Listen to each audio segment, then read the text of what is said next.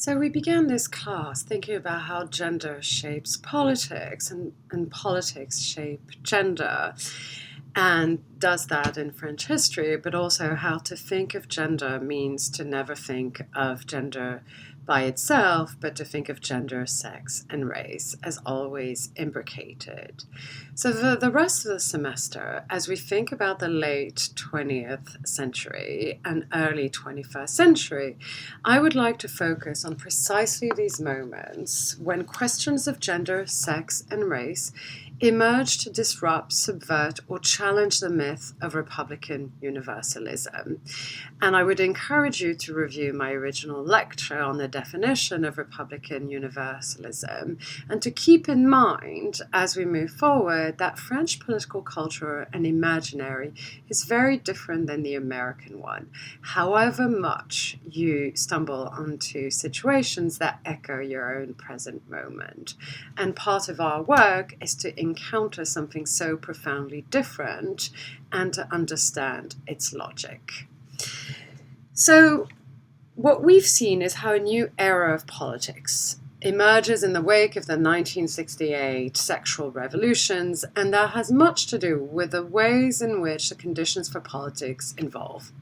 So what was the political context?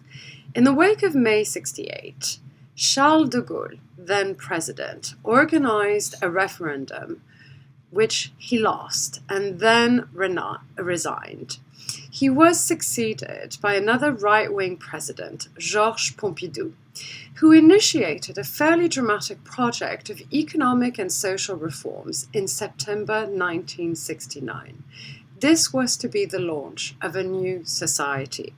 And it was an attempt to respond to what governing elites believed were the social problems at the root of the unrest that had led to May 68.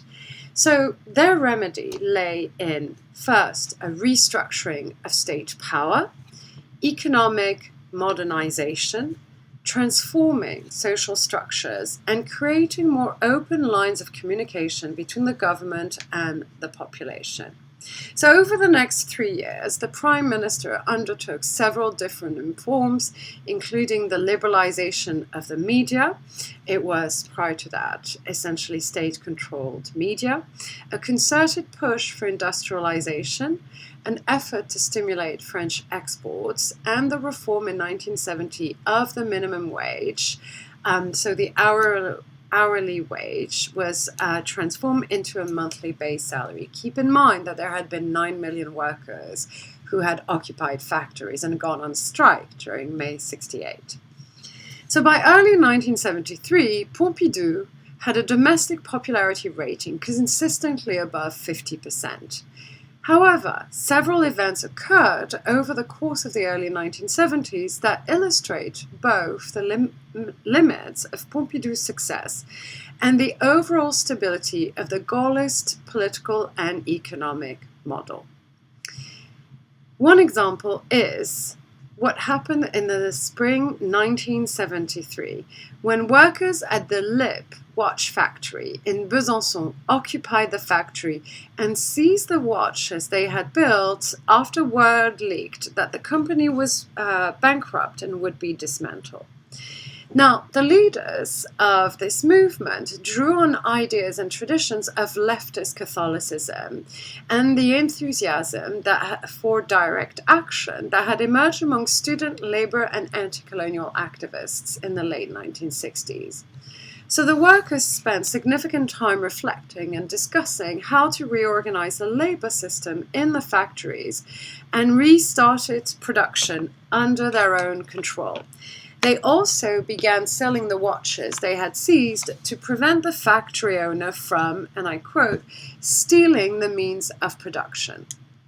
An August 1973 poll found that 63% of the French population was supportive of the LIP factory workers' actions, demonstrating that there was little sympathy for the bosses who laid off workers, nor for government policies that crushed worker protests and favored capitalist elites.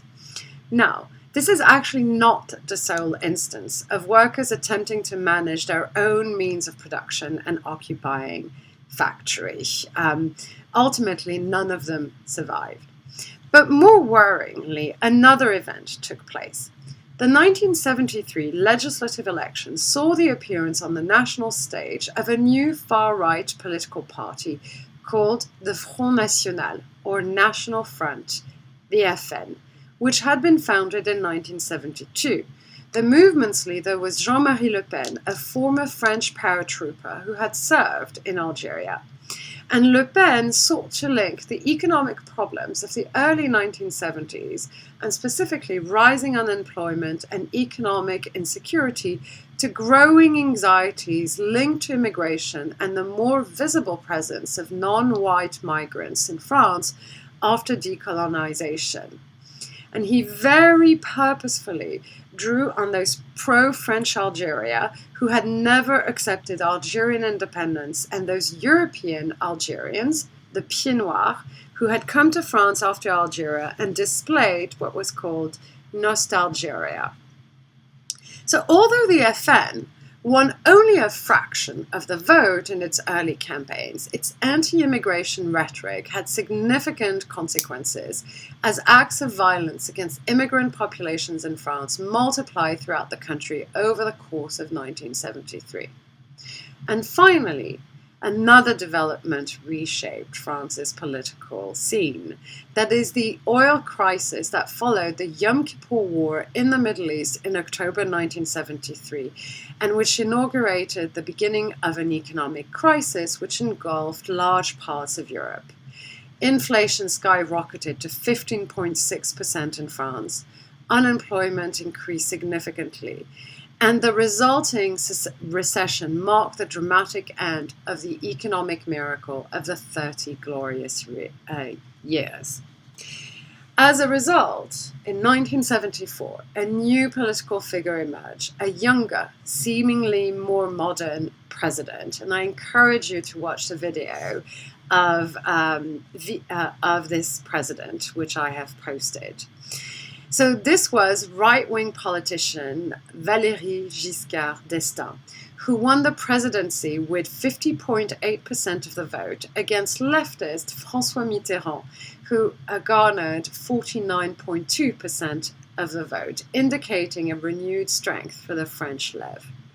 Now, Giscard d'Estaing's style was much less formal than that of his predecessors. He was viewed as someone who was invested in the youth and the everyday problems of the French population. And he sought to reinvigorate French politics, society, and the economy with pro-market liberal reforms that reflected more the British and American style of governance. Now, keep in mind, he is the president who asks Minister Simone Veil to present a law legalizing abortion, in essence, sort of supporting what would be called liberalizing reforms. However, another topic emerges, a different configuration than what has been at the center of French politics before, and that is the question of race and immigration. Now, the economic prosperity of the Trente Glorieuses, the 30 glorious years that followed World War II, and the need for manual labor in order to engage in the reconstruction and the modernization of France led to a significant increase in the number of foreign and colonial or former colonial workers in France during the 1950s and 60s. So although immigrants from Spain, Portugal, and Italy were still an important element of the migrant workforce in the early 1960s, their numbers were declining. And beginning in 1962, it was Algerian migrant labor that began to steadily increase, particularly after the Avion Accords signaling the end of the war and enshrining Algerian independence, guaranteed the free circulation of the French and Algerian population between the two countries. In fact, in 1964, both the French and Algerian governments agreed to new limits on labor migration. Henceforth, France would get to decide how many and which men could apply, all of whom would be forced to undergo a medical examination by French doctors. Now, Despite their desire to seek higher paying jobs in France, the appalling state of housing and living conditions for foreign workers remained a major challenge to these men and their families throughout the 60s and the 70s. And despite the larger social interest in clearing the bidonvilles, the shanty towns that housed migrant workers and their families throughout France, neither the government nor the companies that employed these migrant workers were interested in spending money to build permanent housing for workers. And this is in the context of urban renewal projects of the 1960s and 70s flourishing. So rather than provide alternatives to the neighborhoods where North African laborers and their families had had to settle, these were cleared to make way for new construction of housing designed for white middle-class French families. North Africans and other working class populations were simply pushed out into further outlying suburbs, in some cases with even less public infrastructures. And it was not until a terrible fire in the slum in the town of Aubervilliers in January 1970 killed 5 men from Mali that the general French population began to take an interest in the living conditions of migrant workers and their families in France. And it is public protest and the media that forced the government to respond, still without much sustained investment. These empty apartments of the Grands Ensembles, the great social housing projects on the outskirts of large cities, were the spaces available for immigrant families who were forcibly moved out of the slums and shanty towns that were being raised to build public housing, in some cases, in many cases, for white middle-class families. This led to a new name, which existed before, but came to have a new meaning, and that is banlieue. Banlieue means suburbs. And what banlieue came to serve as, it came to function as a way to signify a socially problematic area that required careful handling, specifically because its immigrant population who were seen as incapable of integrating into French society in large part due to their ghettoized living conditions. But banlieue never signaled that this was the result of the failure of state intervention and of economic conditions, instead focusing on placing the burden of these problematic areas on the very populations that were forced to live there. Typically, migrant workers that came especially from North Africa and West and Sub-Saharan Africa, and who had been welcomed and encouraged by the French government to come and work in France. So the image of the dangerous banlieue, full of delinquent immigrant youth, began to appear widely across the French media, beginning in the early 1980s. And since that time, the term banlieue has become a euphemism for racial segregation and has gained a largely pejorative connotations. But it's also allowed, as I explained, officials to pin the blame for social problems in these areas on the behaviors and origins of inhabitants themselves, rather than investigating the structural causes or investing in social programs and infrastructural improvements. So something different at the same time emerged, signaling a new era in politics and political mobilization. And that is the mobilization by migrant workers themselves. In fact, it was migrant workers and grassroots organizations that stepped into the void to advocate for better living and working conditions for North African workers and their families. In 1972, the Arab Workers' Movement, Mouvement des Travailleurs Arabes, was formed. The goal of this organization was to work for better living and working conditions, not just for laborers, but for immigrants more broadly, as well as to fight against the forced deportation of undocumented migrants, who are known in France as sans-papiers, which literally translates as the paperless. So although they came into conflicts with companies and the government, the MTA also gained the support of labor unions, left-leaning Catholics and Protestants, and immigrant rights associations.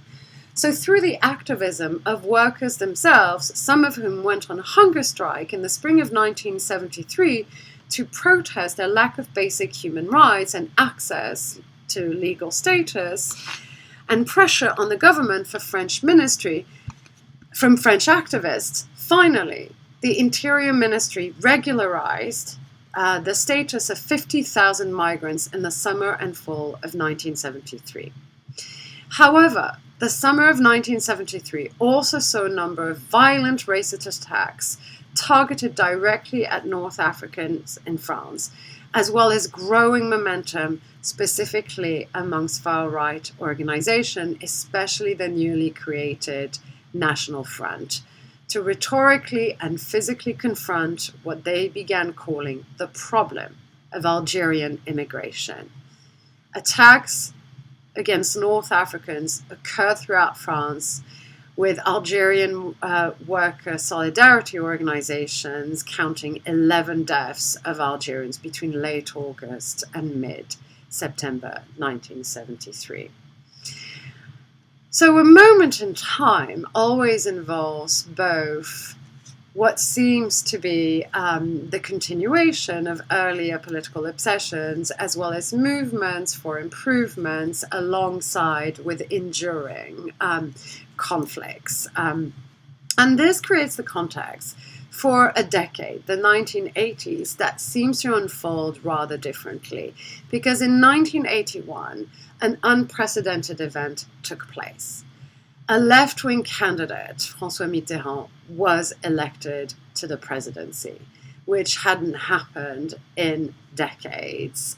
And this also reshaped the coordinates of how people imagined politics. And that will be the topic of next week's lecture.